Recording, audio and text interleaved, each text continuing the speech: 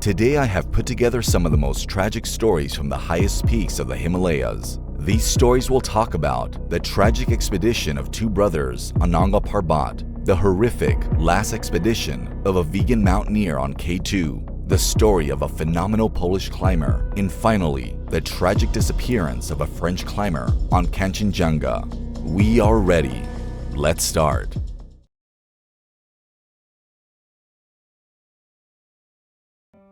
Gunther Messner and Reinhold Messner were born in South Tyrol.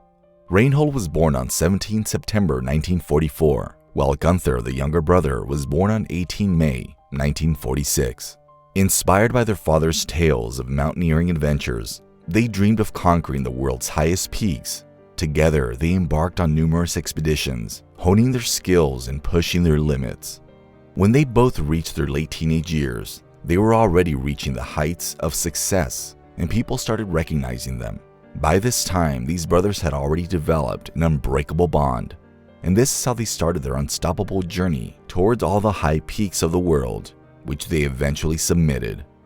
Reinhold Messner rose to prominence in the 1960s as one of the most prominent and early proponents of what is now known as the alpine style of mountaineering, which emphasizes the use of scant, lightweight gear and little to no outside aid.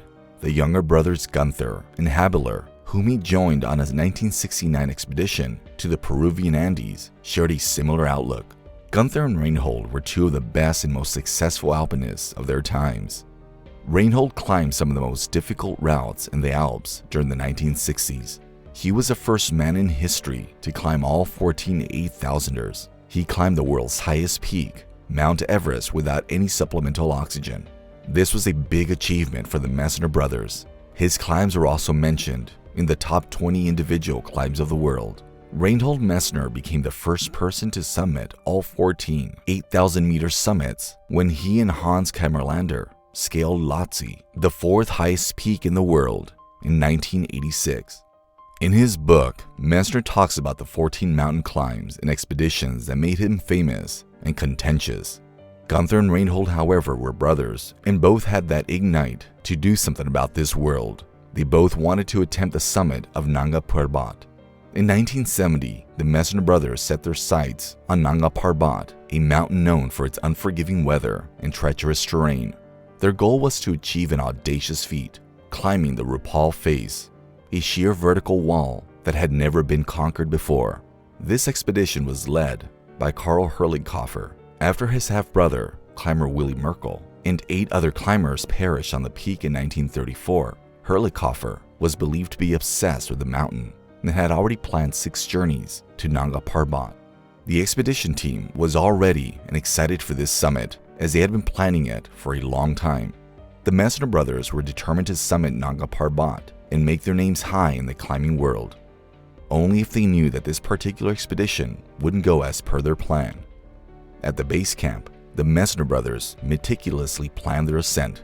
They studied maps, assessed the weather conditions, and strategized a route up to Rupal face. They knew that success would depend on their physical strength, mental resilience, and precise decision-making. The team was at the Peshawar base camp when they were checking the weather. If the light turned blue, it would indicate that the weather was fine for the summit. But if it turned red, then they needed to think again about the plan to summit. It was the 26th of June 1970 when they started their expedition with the proper team and equipment. They intended to climb the Rupal face of Nanga Parbat, situated in Pakistan. The Rupal face is known as one of the highest ice and rock walls. It is very steep. Only experienced climbers take this route because it is full of challenges and dangers. But this is what the two Messner brothers were looking forward to. They were fully confident to climb this route, as this is what they have been practicing for the past many years, and this was the time to showcase their skills. Many of the climbers used to say to Reinhold and Gunther that they were not going to survive because all those crazy expeditions that they attempt will take their life one day. But the two brothers were determined and knew that this was what they were alive for. This particular expedition was special because it was an unclaimed part of Nanga Parbat, and what better chance they could find to explore it. There was some kind of disturbance within the expedition team from the very start. Reinhold was not satisfied with some ethics of climbing He was continuously trying to make the other team members understand the situation, and he tried to make them realize the bad weather and the bad decisions they were making, but it was to no avail. Reinhold himself also wanted to climb the mountain's Rupal face as soon as possible, but Carl tried to make him understand that it would be risky to do things in a hurry, as it is a steep route and they have to consider the other team members too. Reinhold didn't want to take anyone's advice, and on the 27th of June in the early morning, he decided to go solo to summit the Rupal face. To avoid the reported inclement weather, Reinhold launched a single quick and light attack without any equipment shortly after 2 a.m. Gerhard and Gunther were still sleeping. Reinhold struggled to climb the Merkelkular by torch, but managed it to the summit shortly before dawn. He enjoyed this solo trek, as he knew the mountains were his place to be, and he knew how to conquer them. While he was ascending the Nanga Parbat, he had to pass a rock ice wall, which was considered the most dangerous way to pass. But it was Reinhold, and he very easily made his way up. Back at the base camp, Gunther and Gerhard Bauer were setting up the rope the next morning at daybreak to ease Reinhold's return. Gunther, according to Bauer, made a hurried choice when he abandoned the ropes they were mending and raced into the difficult Merkelkular, which he later soloed. Gunther had followed his brother and rushed to join him as soon as possible, and luckily they arrived at the summit together in the late afternoon. Just as Gunther was tired after his earlier in the day attempt to catch up with Reinhold. Reinhold was surprised to see his young, inexperienced brother climbing the ice wall so quickly and easily. Now the next part seems full of suspicion and doubts, as there is a contradiction in what Reinhold told the media and what other alpinists had to say about this tragic incident. They reached the peak of the mountain 1 hour before sunset, and it was a beautiful feeling. They were happy to the fullest. The brothers embraced each other and took a moment to appreciate the beauty of the mountains, of the world, and the abilities they both possessed. Then they decided to descend as the sunlight was fading minute by minute, and they had a few hours to reach the base camp safely.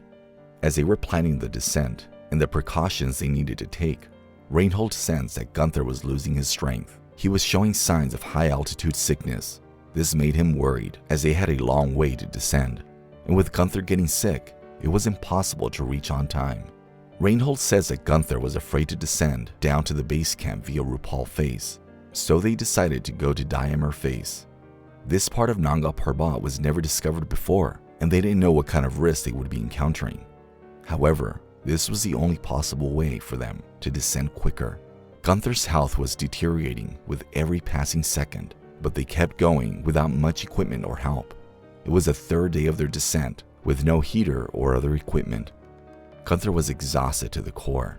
The two climbers' physical and mental fortitude had been put to the test during the multi-day descent, which came to a tragic end when Gunther disappeared at the base of the Diamer face, most likely killed by an ice avalanche during the fall.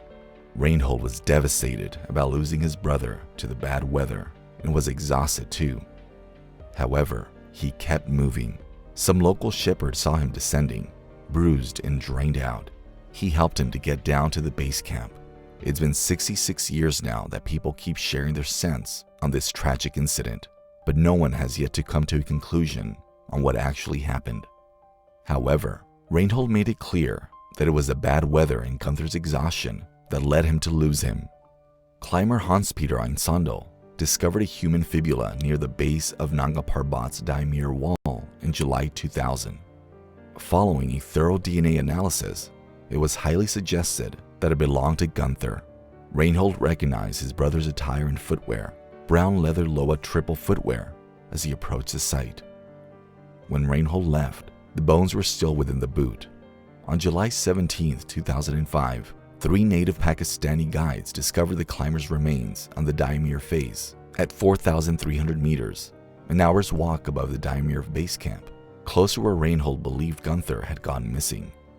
In June 2022, a second boot was found at the foot of Daimir Glacier by the local people of Pakistan. A picture of the boot was posted by Reinhold himself on his Instagram account. Gunther's remains were given a funeral in Tibetan culture. His remains were burned near the foot of the Nanga Parbat on September 8, 2005.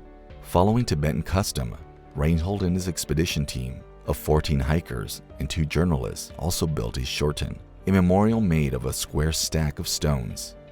This tomb now reminds us of the young, energetic, and kind Gunther Messner.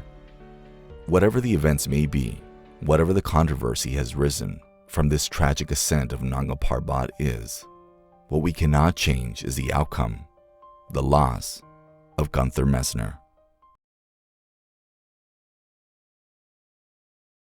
Atanas Skatov, a passionate vegan and an experienced mountaineer, had always dreamt of conquering the mighty K2. He believed that it was possible to achieve greatness while staying true to his vegan lifestyle. With relentless dedication and rigorous training, Atanas set his sights on this ultimate challenge. His career was full of ascents and adventures. From 2010 to 2021, he achieved all that he desired. He wanted to do more of it, but life didn't give him the chance. The idea to become a vegan and start a proper mountaineering career started in 2011. He wanted to achieve all 8,000ers while being a vegan. In less than 2 years, he scaled the highest elevations on all 7 continents. Skatov was self-taught in mountaineering and climbing. He performed no background research on a specific mountain before the expedition to recreate the pioneering spirit of those who climbed it without knowing what to expect. This is how motivated and excited Atanas was when it came to mountaineering. In 2016, he decided to climb the 8,000ers in the Himalayas. It was before spring. This was an ascent that no Bulgarian climber had done before. He reached Annapurna, its 7,700-meter summit, with 5 other climbers on April 16th, but was forced to return to base camp due to bad weather. However, on May 1st, 2016, he ascended Annapurna 1, the deadliest and 10th highest peak in the world, potentially becoming the first vegan to stand at Annapurna. In June 2016, Atanas flew to Pakistan, where he was a member of the expedition to Gasherbrum 1 and 2. Skatov believed that it was critical to constantly push the boundaries of his physical and mental capacity while following a vegan diet. After nearly a month at base camp Gasherbrum to acclimatize, he moved to Camp 1 at Gasherbrum 2 on 21st July. In 2017, he successfully ascended Lhotse, 8,516 meters, the 4th highest mountain in the world. 5 days later, Skatov successfully climbed Everest again, this time from the south side, reaching an altitude of 8,848 meters. Atanas was the first person from Bulgaria to ascend Mount Everest from both the north and south ridges. In 2018, he challenged himself to climb Mount Cho Oyu without the help of supplemental oxygen or Sherpa. He was successful in climbing the mountain on the 13th of May. He became the first mountaineer to do so. In 2019, Atanas climbed all 4 8,000ers, Dhaulagiri, Gasherbrum 1, Gasherbrum 2, and Kangchenjunga. It was February 2021 when he, along with some 30 other mountaineers, started the journey towards a mighty K2. He decided to join a commercial team known as 7 Summit Paths. As it was winter at that time, conditions were already harsh, but since the team had 15 years of experience, they were confident to ascend successfully. The team had more than 25 people. There was some kind of mismanagement in the team, as Camp 3 was full and overflooding with the mountaineers. They had their camps installed, and in each camp, there were supposed to be 3 mountaineers. But since things were going upside down, they had to fit 6 people in one camp. Atanas and his team had brought 6 bottles of supplemental oxygen to keep it and use whenever needed. But the oxygen was not distributed properly. There was a miscommunication in the team, as the oxygen was not where it was supposed to be. The weather was also getting worse. The group faced unpredictable weather, treacherous terrain, and the constant risk of avalanches. Yet, Atanas remained undeterred, fueled by his determination and unwavering spirit. As if fate was already giving Atanas and his team hints to move back, they faced a hell of a lot of problems. They all were skilled mountaineers and knew that lack of supplemental oxygen can lead to a lot of problems, and it might lead them to death. They were nearing Camp 4, and with that, the dangers grew wider. They were joined by Ali Satpara, a Pakistani mountaineer, and his son Sajid Satpara. They had been on the K2 since December 5th, and they already adjusted themselves to the harsh conditions of the mighty K2. They also joined Atanas and his team at the start of February. This hike was inspired by the filmmakers John Snorri and Juan Pablo. They were also along with Atanas on the ascent to K2. Atanas and his team had only 2.5 weeks spent on the K2 and were not accustomed to the weather, which in turn caused several problems for them. They intended to take it slow and use supplemental oxygen to acclimatize themselves to the weather. But since they were already having issues with the distribution of oxygen, they failed to cope with the extremely harsh weather. As Atanas and his team climbed higher, the challenges grew exponentially. They encountered cliffs, icy slopes, and intense cold that tested their physical and mental endurance. Atanas relied on his vegan diet, carefully curated to provide him with the necessary nutrients and energy for the arduous journey. When the group reached the bottleneck, a technical section below a looming serac at 8,200 meters, Sajid's oxygen regulator also experienced issues, and he was forced to head back to Camp 3, where he rested while waiting for the trio to return. The other three all set Para, Atanas, and Snorri climbed on. It was the last time the trio were seen or heard from. Sadly, his contact with the group at the obstacle was the last time the climbers were seen or heard from. Atanas and the team decided to abandon the climb to K2 ahead of the lack of oxygen. They planned to camp for the night at the Japanese Camp 3. They were short of all kinds of equipment. The weather was falling, -45 degrees. Their stoves were barely melting the snow. The only way to keep them warm was to stay together insulated. At this point, they were not able to stay in contact with the mountaineers back at the base camp. At around 11 p.m., they decided to turn off the radio converse batteries amid the harsh weather condition. The next day, they started their descent to the base camp.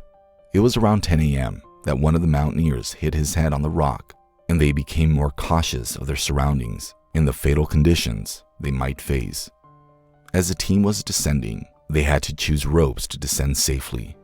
It was a tough decision, as there were so many ropes to decide from.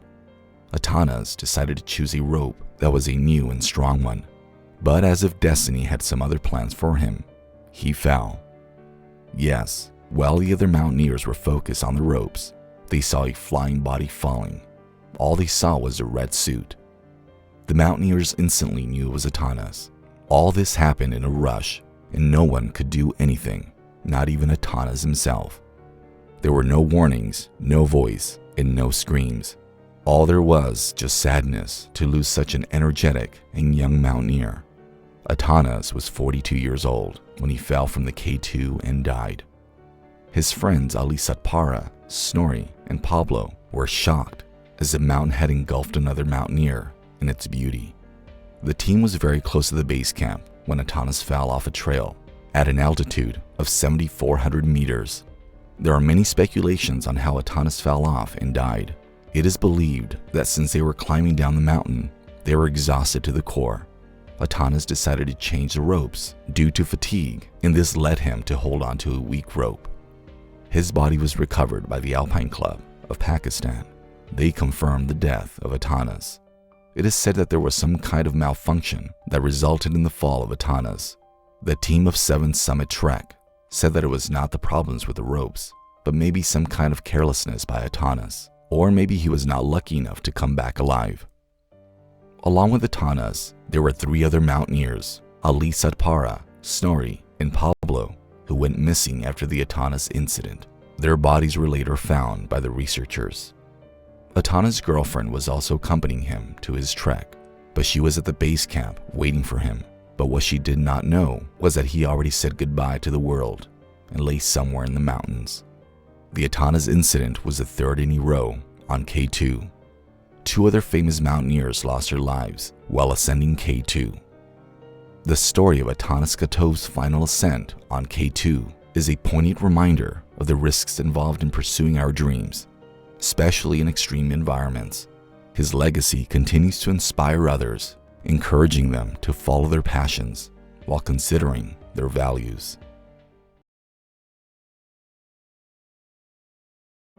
Wanda had already climbed 8 9,000ers, and this happened to be her 9th mountain. Her story to finally make it to K2 in Kangchenjunga had a long chain of events. It all began in the 1970s, when shortly after marrying her then love and husband, a mathematician Wojciech Rukiewicz, Wanda went on a hike in the Pamir Mountains with Polish and Novosibirsk climbers. They climbed a mountain that was afterwards given Lenin's name. Wanda successfully ascended her first mountain over 7,000 meters. Although the ascent was not enjoyable, the mountaineer found it difficult to get along with the other male members of the expedition. Even though she started her expeditions back in 1972 when she went to Gasherbrum 3, 7,952 meters, what got her to fame and success was her winter expeditions to the north side of Matterhorn the following year. Wanda's big break came in 1978 when she enlisted in a global expedition under the direction of Karl Herrlichhofer, whom she had previously met on a doomed expedition to Nanga Parbat. Herrlichhofer invited her to be part of the German group who were moving to Everest. It was led by Pierre Mazoud. The expedition wasn't that favorable in Wanda's condition. Even though she was entirely rejected by the squad, her name was now on the list of the top mountaineers. She ascended to the summit alone and without oxygen on the expedition because of all the oxygen had been exhausted during the ascent. There were few incidents that led her to think about all-women expeditions, and so she became the pioneer of all-women expeditions. And so it began in 1982 when she led the first women's expedition to K2, situated in the Karakoram Range on the Pakistan-China border. K2 is notorious for its unpredictable weather, treacherous terrain, and sheer difficulty. Wanda, along with a team of experienced climbers, set out to conquer this formidable challenge. It was open to 2 French mountain climbers and 9 Polish mountain climbers. Rukiewicz was an outspoken supporter of segregating men's and women's climbing groups at the time. She believed that climbing in mixed teams offended women and denied them the opportunity to demonstrate that they can exert the same amount of effort as men. Sometimes Wanda was hosting an all-women expedition. Sometimes she would go on male expeditions with a backpack as heavy as the males and with no extra support from any of them. This was one thing that every other mountaineer who knew her was jealous of, her utmost devotion and strength toward climbing. And sometimes she would go all alone without any oxygen or equipment. She had superhuman power within her. In 1982, when she was holding an all-women expedition, she faced a lot of serious injuries. After an incident during a series of Caucasus excursions, she was forced to use walkers to walk. A mountaineer who had fallen from a higher elevation swept her off a glacier while she was descending, breaking her leg. She perceived it as a practice for the arduous endeavor of scaling one of the most difficult Himalayan peaks. The journey to climb K2 was not easy for her. It took a lot of years to make it possible every time. Wanda faced a lot of injuries that left her broken, but the strength to endure all the struggles was more than the spirit to leave it all. She did not let the hurdles come her way. Even though she did not recover from her injuries, she rose alongside the women along the endless Baltoro Glacier. She then insisted on going from camp to camp alone. Wanda was restless and wanted to start the journey toward K2, so in 1984, she came with 3 Polish women mountaineers. But again, the weather didn't lead them to move ahead. The following year, Wanda and Swiss guide Stephanie Schaefer ascended Aconcagua in the Argentine Andes in alpine style. It is the tallest mountain on the American continent at 6,962 meters, and it's no easier to climb than the Himalayan peaks. Wanda recorded it in her diary as one of the most difficult climbs. Wanda coordinated a women's expedition to Nanga Parbat in the same year, 1985, utilizing the money and equipment left over from the failed attempts to reach K2. And so, with lots of hurdles and hardships, she, along with 3 other Polish women, reached the summit of Nanga Parbat. Even after all these successful attempts to reach the highest of the mountains in the world, the desire to reach K2 and become the first woman to reach K2 never died in her. She had this feeling that she would one day be successful. When she returned to Poland, she had problems with the government's contribution to the cost of her travels. She decided to stop going on excursions. Instead, she decided to join collective groups using the money she earned from making films. In exchange for a contract, she consented to provide movie trailers to an Austrian television company. She participated in a tiny French expedition to K2 in exchange for an advance. She was accompanied by Michel Parmentier, who had also reached 8,000 meters, Lillian and Maurice Barrard, a close-knit couple of climbers who had also scaled Nanga and Parbat, and Gasherbrum too and them. Wanda liked the couples as they were supportive of her. They planned a light expedition with no oxygen and without fixed camps, and that is what Wanda always wanted, so she instantly joined her. Wanda arrived at the summit before her pals, who had stopped for a cup of hot coffee. She was overjoyed to be the first female to reach the summit of K2. She wrote her name, the time and date of her arrival, the name Lillian Berard, and the words "First Women's Ascent" on a business card. She hid it in a plastic bag beneath a boulder near the mountain summit. In this way, she became the first woman to summit the K2 ad without any help. She had been at the highest point of her life. It was May 1992, when Wanda and a French expedition started her journey to the mountain Kangchenjunga, the third highest mountain in the world. But little did she know that it'd be her last summit too. The team's expedition commented with high hopes and cautious optimism. Wanda, known for her resilience and indomitable spirit, aimed to become the first woman to reach the summit of Kangchenjunga. The journey, however, would prove to be the most daunting yet. The journey was not easy, as 4 of the climbers gave up at the very start because of some serious illnesses and injuries. It was an expedition of 6 people, and since 4 of them left earlier, and now only Wanda and her friend from Mexico, Carlos Carsolio, were left, they decided to not give up this early and moved on towards summiting the mountain. They decided to leave Camp 4, which was 7,590 meters, in the early morning at around 3:30 a.m. The plan was to reach the mountain directly. Carlos, who was fast and full of energy, was able to summit the mountain first. He reached the summit just after 12 hours of walking. However, Wanda was a bit slower and was running out of energy, so it took her longer to reach the mountain. As Carlos was descending, he saw Wanda, who was still climbing towards the top and was 300 meters away from reaching it. Carlos knew that Wanda will do it, and she will conquer the title of being the first woman to reach Kangchenjunga. She was full of motivation and determination, but he didn't know that he was seeing Wanda for the last time, as she never descended back to the base camp. She was never seen after this last summit. She was lost on 12th May 1992 and never seen again. Her body was never found, but 3 years after Wanda's disappearance, an Italian expedition was on their way to the summit of the mountain and saw a body of a woman. They decided to give her a proper burial. When they went close to her, one of the mountaineers said that it might be the body of Wanda. But as the face was not in good condition, they decided to take pictures of the body and show it to the other team members back to the base camp. Then they gave her a proper burial. Though the face was unrecognizable, the height and the build of the body made it sure that it was Wanda Rutkiewicz. The clothing also indicated that it was her. So it was assumed that she might have reached the mountain, Kangchenjunga, and there, an avalanche caught her when she would have been descending back from the opposite side of the mountain. However, another group of mountaineers indicated that it was not Wanda, but a Bulgarian climber, Yordanka Dimitrova, who was also caught by an avalanche in the southwest of Kangchenjunga. But whatever the truth is, we cannot say that Wanda did not climb the mountain. Seeing how determined, tough, and strong-headed she was, she may have made it to the top. Wanda will always remain in our memories, and her name will always be remembered as a high-spirited, strong, and incredible mountaineer. Kangchenjunga is the third highest mountain in the world.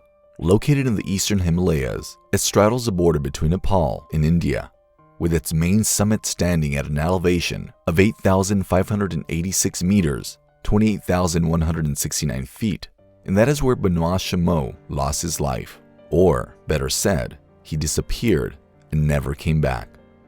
Benoit was only 34 years old when he opted to summit the world's third largest mountain. He started his journey with one of his Sherpa. Apparently, he was bent on the exploration of the uncharted north face of Dhaulagiri, the 7th highest mountain in the world. Accompanied by his trusted partner, Pierre Royer, they aimed to conquer the untamed and treacherous terrain. In the autumn of 1995, 2 of the mountaineers, the Swiss climber Erhard Loretten and the French climber Benoit Chameau, were looking forward to climbing this mountain and becoming the 3rd person in the world to accomplish this title. The race that started as a race, or we could say as a rivalry, turned into the death of Benoit. By September 1995, both of the climbers had climbed 13 of 14 8,000ers, and now Kangchenjunga was the next goal. It was the day of September 20 when Benoit, along with Royer, had begun their treks toward the base camp. The Swiss team of Erhard was also moving towards the base camp at the same time. By October 3rd, both the teams made it to the base camp, and then they aimed to ascend from the Nepalese side. By the 4th of October, both the teams made it to Camp 4, which was nearly 7,400 meters. By that time, Benoit and his Sherpa, who was a photographer too, were happy with their progress as it was going per plans with no major delays in between. They planned to start their journey to their final destination in the early morning of the next day. The Swiss team planned the same thing. It was the 5th of October, and almost after midnight, around 2 a.m., the Swiss team decided to start their journey towards the peak. The French team, consisting of Benoit and Royer, decided to start their journey toward the peak at around 3 a.m. Benoit was positive about climbing the mountain first and becoming the third person in the whole world to climb this ever dangerous and yet beautiful Kangchenjunga. But as they were on their way, they realized that they were lagging behind the Swiss team and were failing to pass them or come closer to them. Along with Royer, Benoit also met his Sherpa, Riku, who was on his way to the summit too. The speculations tell that by the time Benoit and Royer were at the base camp, they didn't get much time to rest and were not in good physique to move and climb this giant mountain. However, on the other end, the Swiss team seemed to be in good physical condition as they had more time to rest while moving. At this point, the French team, Benoit and Royer, should have moved back as their physical health was not supporting them to move ahead. This is what many of the climbers say now whenever they are asked about Benoit's decision to keep moving. Well, this is clearly what Benoit didn't do. He decided to move ahead, and they were on their way up to the mountain. As if luck was not on their side, and it had to give Benoit clear signs to step back, the temperature started getting deteriorated. This affected their progress to the mountain as they were very slow throughout the morning walk. This made the photographer Sherpa Riku rest for a moment. As he sat down to stable his breath, he lost his control and slid through the mountains. He failed to help himself and crashed down the mountain into the abyss of death. After seeing tragic, sudden, and jarring death in front of their eyes, they were taken aback, but still Benoit was bent on ascending to the summit as per their plan. Now this seems a mistake and a bit disrespectful towards the Sherpa, as even after seeing that they have lost a Sherpa, they should have stopped their summit now, but they kept going. A blunder that later turned into tragedy. In the meantime, the Swiss team, Erhard, was successful in summiting the mountain and became the third person in the world to climb Kangchenjunga. He was the second person to climb without any supplement of oxygen. But even after this, Benoit didn't lose hope and continued walking towards the destination he always dreamt of. Later that day, at around 4 p.m., when the Swiss team was heading downwards to the base camp, they met Benoit and Royer. As per Erhard, Benoit and Royer looked quite exhausted and were tired of non-stop walking, but they wished to complete their task today. Erhard wished him luck and kept on descending to the base camp. Little did he know that Benoit would be in danger if he continued further. Everything looked quite fine to the team back at the base camp, as there were no alarming situations reported by any of the alpinists. But this changed in a matter of hours when at around 5:30, Benoit informed his team through a radio transmission in which he stated that Royer had decided to call it quit as he was concerned about the low rate in the day. It was getting difficult to breathe every single minute they ascended. Benoit said that Royer would be back to Camp 4 soon, but he is not coming until and unless he completes this mission. But things started taking turns when the calm weather started rebelling and the winds started blowing at a very high rate. Along with bad weather conditions, the daylight was fading away as it was almost 6:30 in the evening. Benoit tried to keep going towards his destination, but the journey became difficult second by second. And at the moment, he decided to abandon the summit attempt. He was informed about this situation through the radio he had, but this was the last time that his team heard from him. It was his last message to the world. Till now, there was no sign of Royer too. He didn't reach Camp 4. and it was assumed that he might have been waiting for Benoit and that they would descend together, but it was not so. As Benoit was descending, a vicious storm engulfed the mountain, unleashing its full fury. The tempest tested their skills, endurance, and willpower. Mother Nature's unyielding power revealed itself, trusting the climbers into a fight for their very survival. The teams back at the base camp were in fury and tense as they feared the worst for both Benoit and Rieur. The condition was getting worse. High winds were blowing with a freezing temperature, and it started snowing too. There were very low hopes for both of them now. They were also not carrying any kind of emergency equipment, which again is a mistake they should not have made. Now, you may consider this as the end of both of them, as there were no signs and no contact by any of the two. But in the early morning, on the 6th of October, the radio again came to life, and at the other end, the team heard Benoit. A ray of hope that he would be fine and alive was everywhere in the camp. When he talked through the radio, his voice was faint and seemed to be fading away with every minute. He asked for Rieur. As soon as they got a call from Benoit, the Swiss team detected him through a telescope. He was hiding from the harsh winds behind a rocky ridge. Benoit then asked for directions to descend back. Erhard was there, and since he climbed down and knew the directions, he guided Benoit and asked him to stay warm and stay motivated to come back. Though Erhard guided Benoit and encouraged him to keep going, destiny didn't allow it to happen. After a while, they lost Benoit's sight from the ridge. It looked as if the mountains had engulfed him in their wide wildlife. And there, Benoit and Rieur will live forever. On the evening of 6 October, the weather again started getting bad. And at that point, the teams back in the base camp lost all hope for Rieur and Benoit to be alive. Now, instead of looking for the survivors, the rescue teams were looking for the dead bodies of the two. After a week of this tragic incident and not finding them anywhere, an Italian rescue team again searched for the two of them, and they were found, Benoit's and Rieur's radio, on the top of a rock hill. But there was no sign of the alpinists themselves.